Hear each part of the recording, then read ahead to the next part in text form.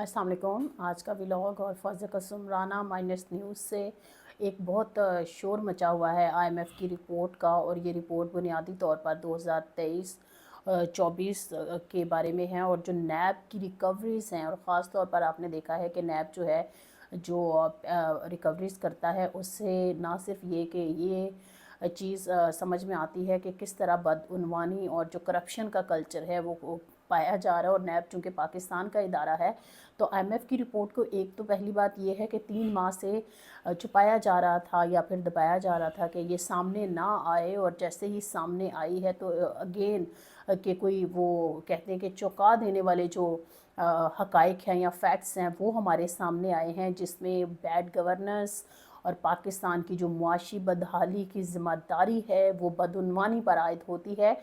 और नैब के इदारे पे वैसे भी ये तनकीद की जाती है जी, नैब जो है वो पॉलिटिकली मोटिवेटेड एक इदारा है और पॉलिटिशियंस को निशाना बनाता है। लेकिन आप देखें कि 1 खरब तकरीबन जो रिकवरीज़ हैं वो रिपोर्ट हुई हैं, और आईएमएफ ने भी वार्न कर दिया है।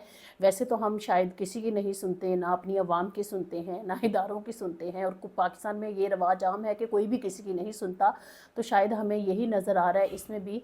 लेकिन अब शायद क्या हम आईएमएफ की सुनेंगे? क्या हम वाकई में पाकिस्तान जो है ऐसे इक़दामात लेगा जो बैड गवर्नेंस और जो करप्शन है उसके ख़ात्मे के लिए मुमकिन हो सकेगी? क्योंकि वैसे तो हम मानते हैं हर गवर्नमेंट जब भी कह लें कि रूल में आती है तो वो यही कहती है कि हम करप्ट नहीं हैं, जो साबका गवर्नमेंट्स थी वो करप्ट थी। और अगर घूमकर इस पहिए का जो घन चक्कर है आप देखें तो आपको ये नज़र आएगा कि हर पॉलिटिकल पार्टी जो है वो कुछ सालों के बाद दोबारा इक़्तिदार में आ जाती है।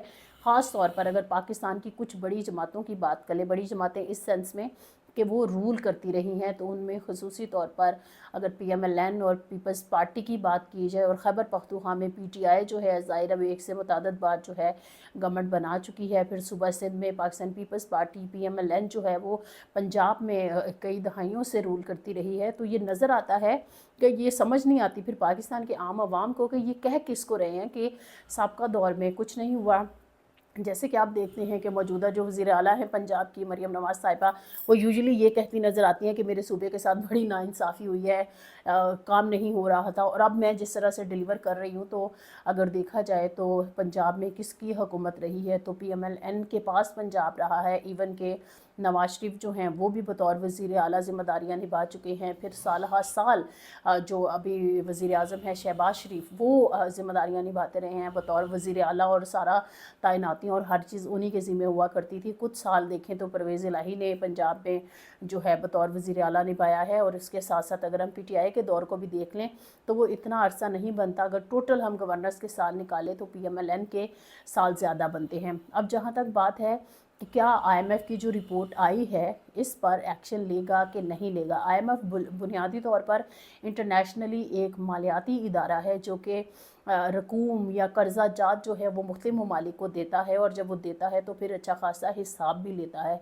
हिसाब वो सिर्फ रियासतों से या कह लें कि नहीं लेता, लेकिन अक्सर लोग ये हंसी मजाक में बात उड़ा रहे हैं कि पाकिस्तान में इस तरह की जो अंग्रेज़ी में लिखी हुई रिपोर्ट्स हैं कुछ ख़ास फ़र्क नहीं डालती। लेकिन मेरे ख़्याल में अगर हम अपने किसी बहन भाई या रिश्तेदार या हमसाये से भी कोई कर्ज़ा या कोई चीज़ उधार लेते हैं तो मेरे ख्याल में वो भी अच्छी खासी हम पे वो कहते हैं ना पूछ रहा होता है, और वो चेक एंड बैलेंस रख रहा होता है, उसको आइडिया होता है कि ये दे सकेगा नहीं दे सकेगा। तो आईएमएफ ने भी बड़ी कड़ी जो चीज़ें सामने आई हैं उसमें ख़ास तौर पर जो करप्शन और ऊपर से नीचे तक इंफरादी से इज्तमाही सतह पर जो ये करप्शन सराहियत कर चुकी है ये इंडिकेट किया गया है। और पाकिस्तान अगर इस निजात के लिए वाकई में कुछ कोशिश करता है तो आईएमएफ रिपोर्ट कर रहा है कि 5.6% जो इजाफा जीडीपी का है वो देखने में मिल सकता है। और ये सब कुछ नहीं होता तो इसकी वजह करप्शन है।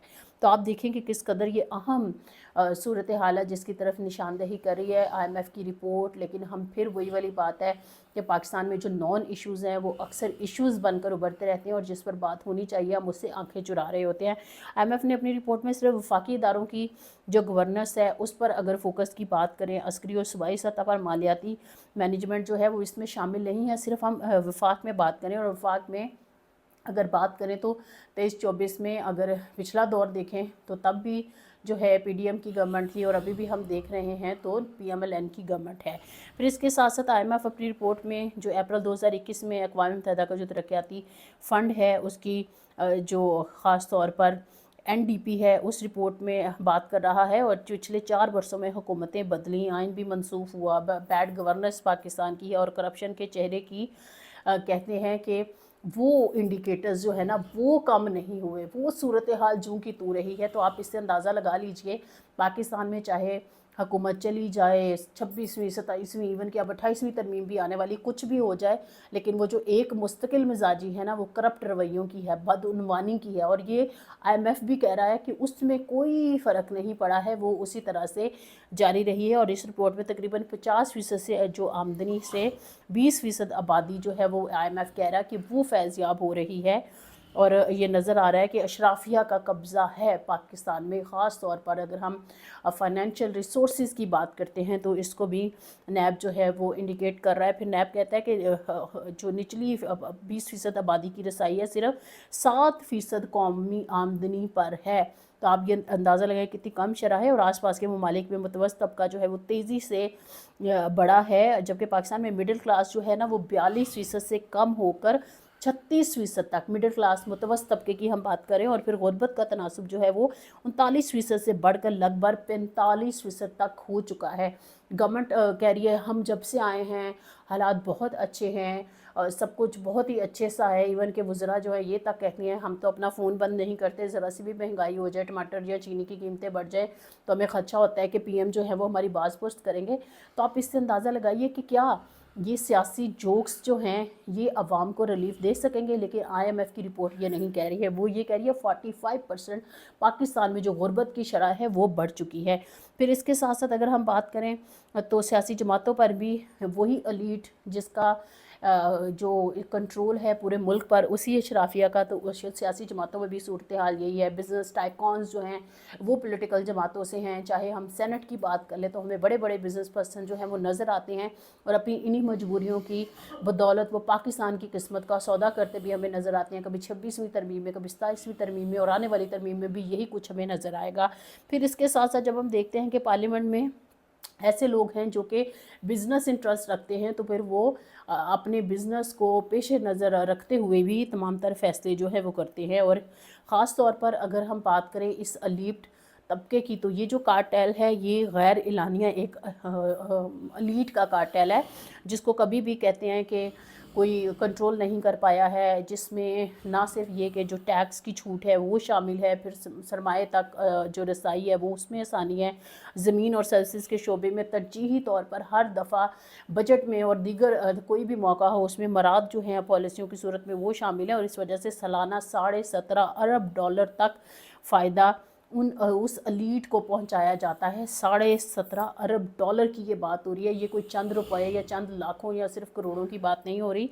और इसे आसान अल्फाज में अगर हम देखें तो ये जो मरात है पाकिस्तान की कुल आमदनी से सालाना 6% तक इजाफा जो है वो एक्सपेक्टेड है। अगर ये मरात टूट जाए, ये ना दी जाए, ये करप्शन ना की जाए, ये लूट खसूट ना हो मुल्क के साथ, तो 25 करोड़ से 24 करोड़ की किस्मत जो है जैसे तालीम, सेहत, रोज़गार और इनके हालात जो है वो सुधर सकते हैं। लेकिन ऐसा नहीं होता।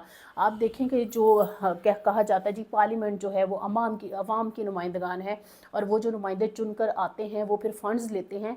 लेकिन आज तक हमें सेहत, तालीम और बुनियादी सहूलियात की बात करें तो उनमें बेहतरी नज़र नहीं आती है। लेकिन शायद हमारे जो सियासतदान हैं उनकी गाड़ियाँ बड़ी होती जाती हैं, उनकी हवेलियाँ, उनके डेरे, उनके जो घर वो सारी चीज़ें हैं, उनके बच्चों का जो लाइफस्टाइल है वो तो बदलता जाता है लेकिन आवाम आदमी की ज़िंदगी वहीं की वहीं रहती है।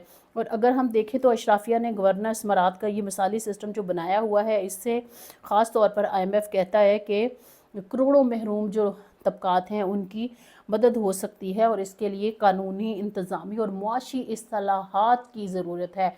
और ये IMF डिमांड कर रहा है और कह भी रहा है। और IMF हमें हमेशा लोन देता है और ये सारे रिव्यूज़ भी होते हैं। लेकिन जब IMF इसको पॉइंट आउट कर रहा है तो लगता है कि आने वाले दिनों में टफ़ नताइज जो हैं वो देखने को मिलेंगे।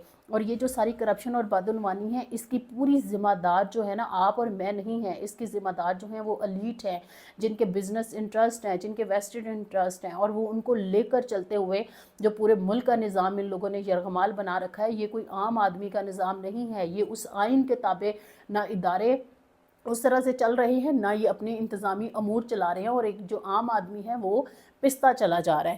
پھر اس کے ساتھ ساتھ اگر ہم دیکھیں تو اس ساری صورتحال میں ہمیں نظر آتا ہے کہ مذہبی تنازعات کی بات کر لیں، وسائل کی تقسیم کی بات کریں، جمہوریت اور خاص طور پر مدنیات اور اس طرح کی جب ہم بات کرتے ہیں، اور پھر پاکستان میں آئے روز کوئی نیا منصوبہ نکلتا ہے، گیم چینجر، فیٹ چینجر، ہم اس طرح کی باتیں کر رہے ہوتے ہیں، تو میرے خیال میں گیم چینجر پاکستان کے لیے تبھی ثابت ہوگا جب ہم بدعنوانی اور کرپشن سے نکلیں گے، اس ایلیٹ کے کارٹیل کو توڑیں گے تو کچھ بہتری آ سکتی ہے، لیکن اس کے لیے وہ کہتے ہیں نا دیوانے کا خواب لگتا ہے، کیونکہ جو ہمارے اشرافیہ یا ایلیٹ کے جو ویسٹڈ انٹرسٹ ہیں، ملک کا پہیہ اور معیشت کا پہیہ اسی کے گرد گھومتا رہتا ہے، اور جب ہم اس گھن چکر سے نکلیں گے پھر ہی کچھ بہتری آئے گی۔ اس کے ساتھ ساتھ جو یہ ساری بات ہو رہی ہے، اس میں آج یوم سیاہ جو ہے جمعے کے روز بنایا گیا ہے، فیصل مسجد سے علامہ راجہ ناصر عباس جو کہ نامزد اپوزیشن لیڈر سینٹ ہیں، محمود خان اچکزئی جو نامزد اپوزیشن لیڈر قومی اسمبلی ہے، ان سمیت وکلاء، سول سوسائٹی، سیاسی کارکنان نے خاص طور پر اس احتجاج میں حصہ لیا ہے۔ ملک کے مختلف شہروں میں یہ احتجاج ہوئے ہیں۔ اب دیکھنا یہ ہے کہ کیا عدلیہ بھی اپنے مفادات کو صرف مد نظر رکھتے ہوئے جو ایک ہی گروپ جو ہے وکلاء کا، جس کا پلڑا جو ہے وہ ڈومینیٹ کرتا ہوا نظر آ رہا ہے، جو ماضی میں بڑا پروگریسو نعرہ لے کر چلتا رہا ہے، اور آسمہ جہانگیر کی زندگی میں ایسا بالکل نہیں تھا۔ بہت سارے لوگ اس بات پہ تنقید کر رہے ہیں کہ ان کا جو گروپ ہے وہ ٹوٹلی اسی ایلیٹ کی، رولنگ ایلیٹ کے قبضے میں آ چکا ہے، اور دیکھنا یہ ہے کہ کیا ججز اپنے ذاتی مفادات کو نکال کر کیا ملک میں عدلیہ کی بحالی کے لیے کوئی تحریک چلا پائیں گے، کیونکہ جس طرح سے پاکستان تحریک انصاف کے لیے آئے دن مشکلات بڑھتی جا رہی ہیں، اور جو سلوک عمران خان کی بہنوں کے ساتھ کیا گیا ہے، کیا مستقبل قریب میں عمران خان کے حق میں کوئی نتیجہ نکل سکتا ہے؟ شاید ابھی تو کچھ ایسی صورتحال ہمیں دکھائی نہیں دے رہی۔ پاکستان تحریک انصاف نے 26 نومبر کو خیبر پختونخوا میں ایک بڑے جلسے کا اعلان کیا ہے، تو کیا یہ جو کھچڑی خیبر پختونخوا میں پک رہی ہے، کیا یہ پکتے پکتے اسلام آباد یا راولپنڈی کا رخ کرے گی؟ آنے والے دنوں میں کیا ہوگا، اور عمران خان کے لیے جنوری، فروری، دسمبر میں کیا ہونے جا رہا ہے؟ فردر جو اپڈیٹس ہیں اس کے بارے میں آپ کو ہم اپڈیٹ کرتے رہیں گے۔ مائنس نیوز کو فالو کرتے رہیے۔